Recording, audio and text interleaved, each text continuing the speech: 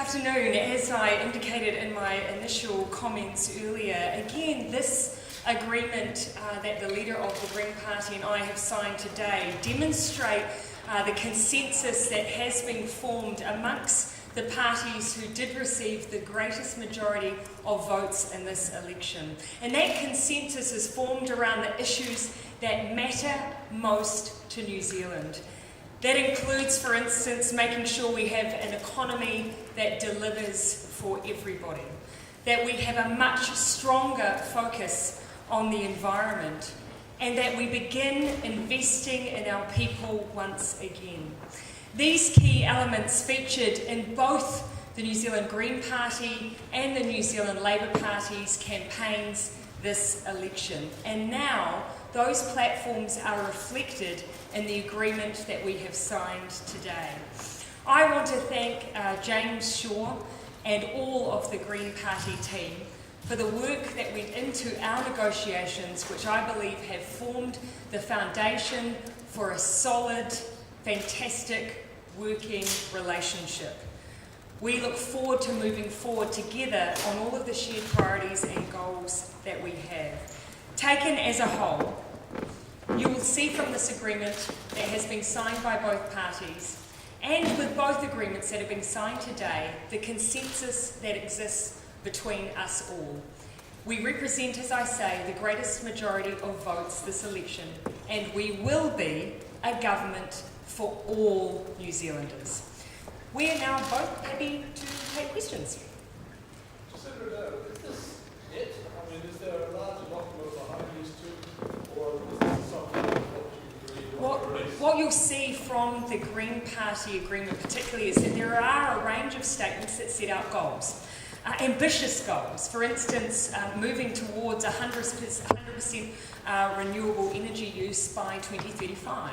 Now, of course, underpinning that will be a range of steps that will need to be incorporated. We will work together. Some of those steps we have had a conversation about, and some of those we will work together in conjunction with the Green Party ministers and members to formulate a plan to roll that goal out. The same goes for the goals around tertiary education, around the welfare state. We have set out aspirations, and then together we'll roll out a work plan. There is no larger document, no more information that's going to be made public. Again, we have some agreement between us on how we work towards those goals, but this is the complete document for the public. The rent to own scheme, can you take us through your thinking there?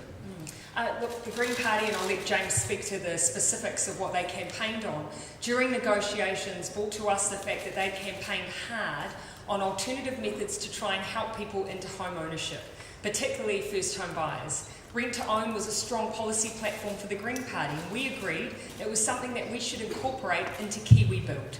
So our expectation is that as part of the Kiwi Build program, we will have a set allocation of rent to own or similar mechanisms to help people into home ownership. Could it replace the current deposit subsidies that National introduced? Oh, look, we'll look at it in the context of the Kiwi Build program. Again, we want to look at a range of options, rent to own, shared equity. For us, it's about using a range of mechanisms to make sure people get into home ownership. Some of the subsidy schemes the government have introduced don't necessarily help homeowners because the proportion of a deposit they're expected to accrue is still just too high. Thanks. Yeah, so we didn't have a specific model in mind. I mean, when I was living in London, there would have been at least a dozen different rent-to-own schemes that were operating there as well. And I think what we said is that you don't necessarily want to settle on any one scheme. When we campaigned on it, we actually deliberately set it out to work alongside Labor's Kiwi Build program. So what we've said is that there is a commitment to a rent-to-own scheme of some description, and we'll work through that with the Labour Party as the Kiwi Build program unfolds. Would Labour be prepared to support the decriminalisation or legalisation of cannabis for personal use if that is the result of the referendum? Look, what we've said is that we absolutely believe and agree with the Green Party that it's time to take this to the public. They advocated strongly for that in our negotiations. That wasn't something we campaigned on, so it is something the Green Party brought to the table. Look, we agreed that what we're doing now simply isn't working. So we've said yes to having that referendum. We expect that we'll have a process in the lead up to formulating the question that allows the public to engage in debate. And we expect also to use that public debate to input into the development of the question itself and potentially into any proposals we'll take to the public for them to vote on. That will be a very public-facing process. Again, we've left these issues generally have always been a conscience vote for our members, but I'm sure they'll be heavily guided by what the view of New Zealanders comes back as. And do you intend to go ahead with the plan to make medicinal cannabis available as per the 100%? Yes, absolutely. We share a commitment on that issue.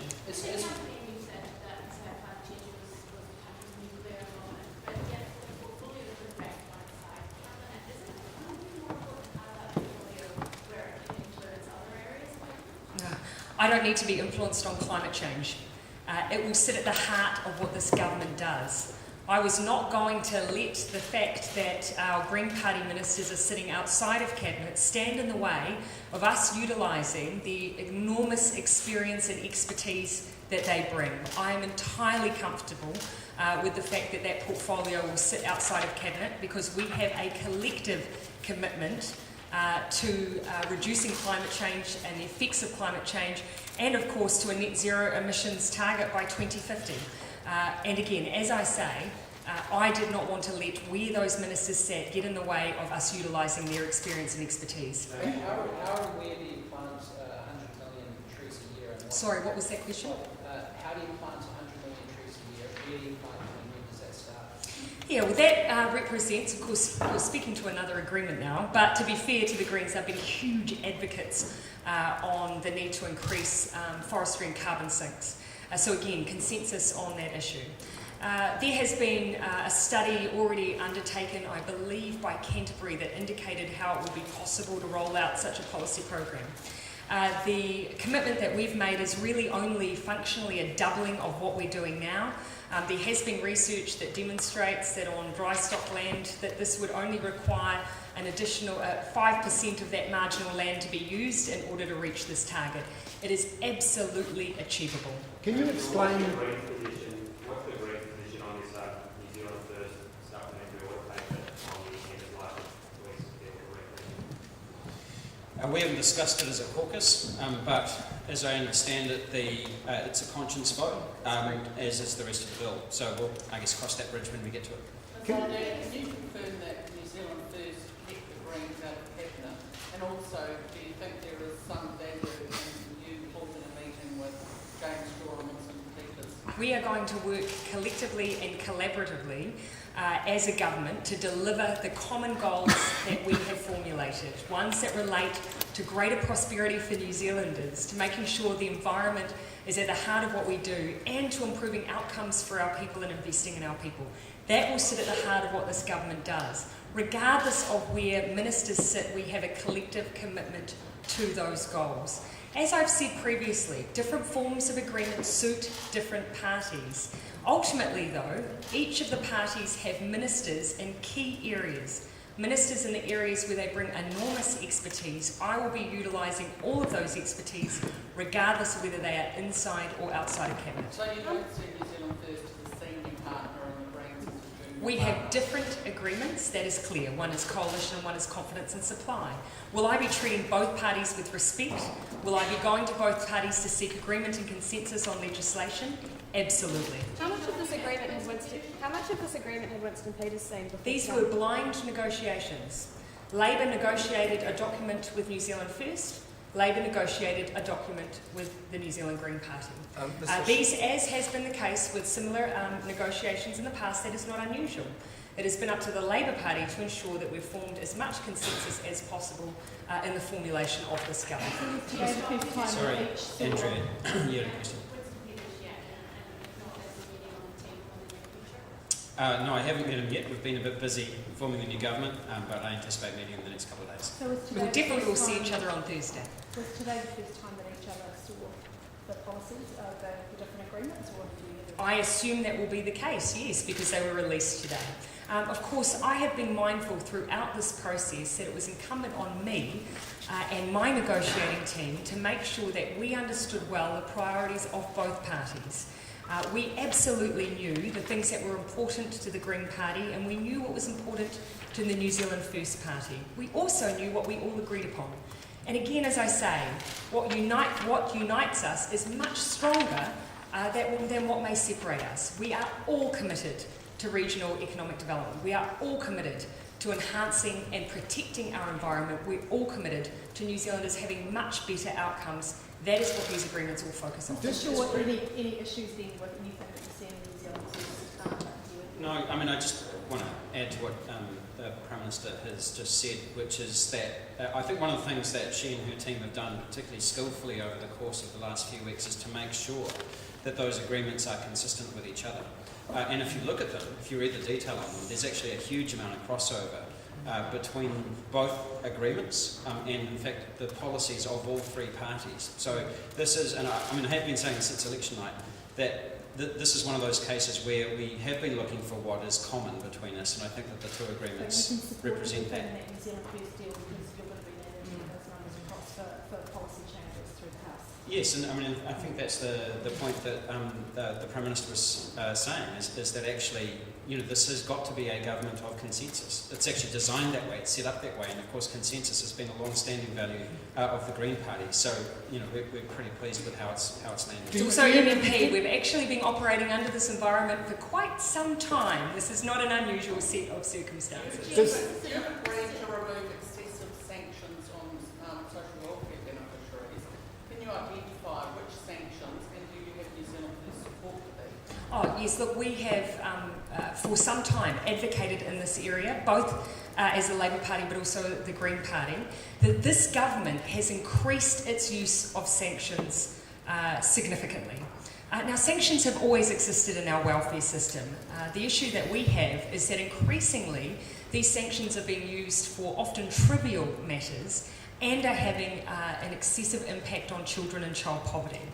An example would be we have had a lot of public debate around the issue of naming fathers. It's something that there has been consensus between both parties on. That's one of the issues that we'll be looking at as part of this agreement. But again, as I say, sanctions have always existed, but they are being used excessively and have been used excessively by the past government. Will the Green Party vote in favour of an emissions trading system that means farmers seem to be exempt from 95% of paying for their emissions under this agreement with New Zealand First? Well, so we're actually looking at getting agriculture into the pricing scheme for the first time, and that is a significant hurdle, for the country to take. But they're exempt for 95%. They were always exempt for 90%. Yeah, that has always been the policy. Yeah, so the most important thing is that we actually get, ultimately what we're looking at here is an all gases, all industry sectors pricing scheme for the first time. And the main point, and in reference to your earlier question about climate change, we are going to have, as a result of both sets of agreements, an independent climate commission that will have some element of control over the pricing scheme over time.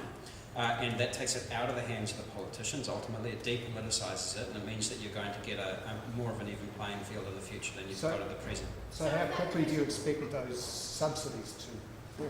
We haven't set out a time, and as Mr Shaw has pointed out, our view is that these are issues and matters that need to be managed by the Climate Commission. But what we have been clear on is that as that first step, when the Climate Commission is considering the timing and the way that agriculture will be managed, the request that we're making is that they have a free allocation that is at 95%. Currently, we've had a policy of around 90%. It's always had a free allocation attached to it. Let me be clear, that is not new. What we've accepted here is that the transition will be a jarring process. This is in managing that process as best we can, but again, it will be determined by the Climate Commission. Did Mr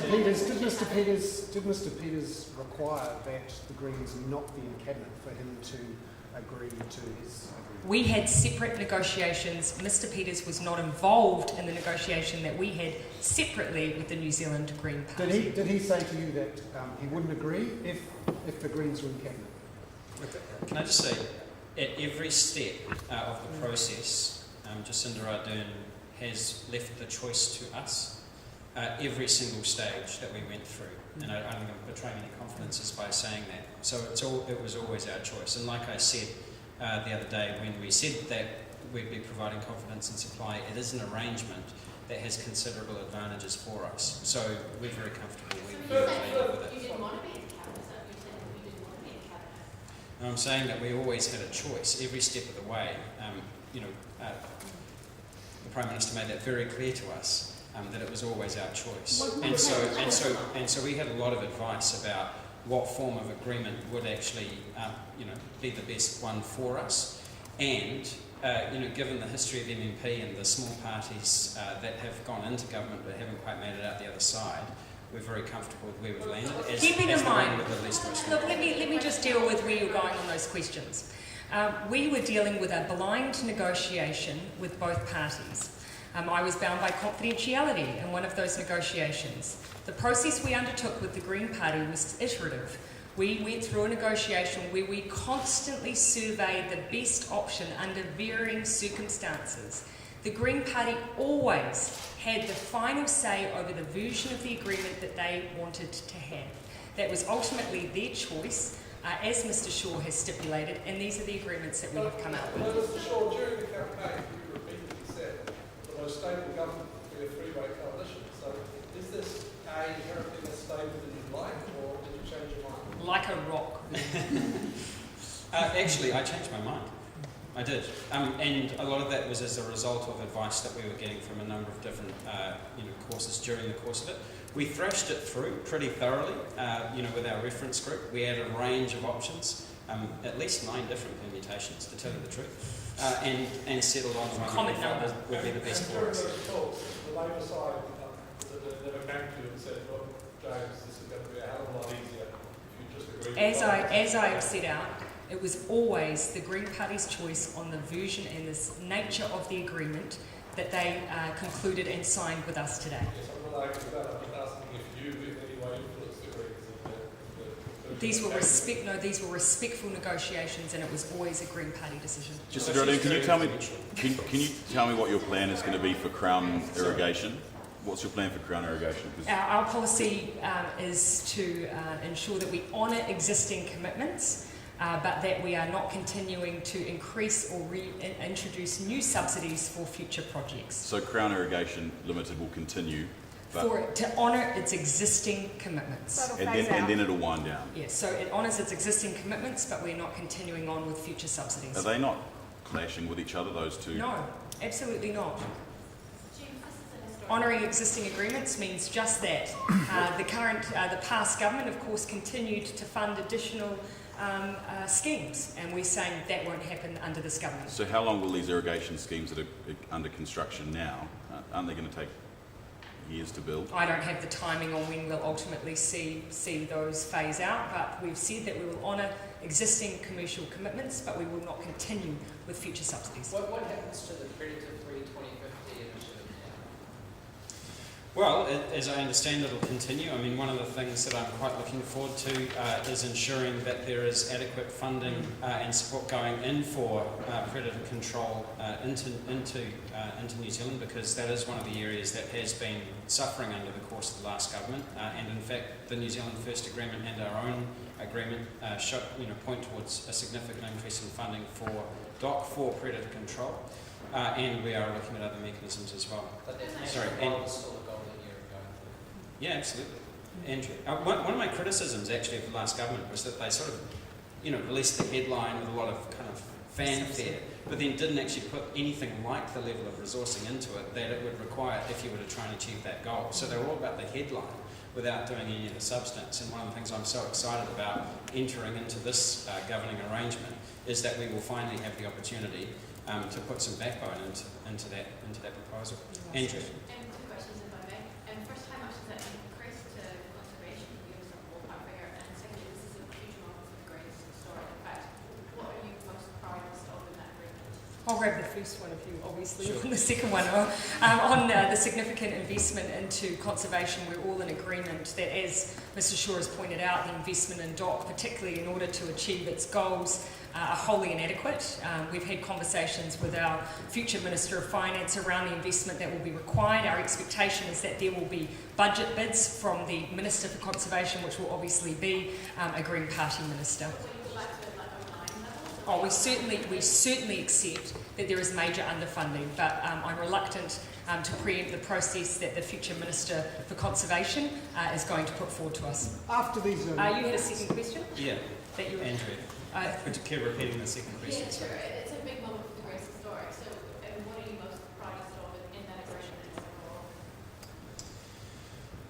Look, I mean, the fact that we have the agreement, the fact that we are entering government for the first time, and that we have ministers who are going to be responsible for implementing a significant portion of the agenda that we campaigned on climate change, where not only do we hold that portfolio and we have the ability to put in place the target of a zero emissions economy by 2050, but also some significant structural changes like a new cabinet committee on the environment and climate change, like a board of public sector CEOs in related departments like transport and energy and primary industries and so on.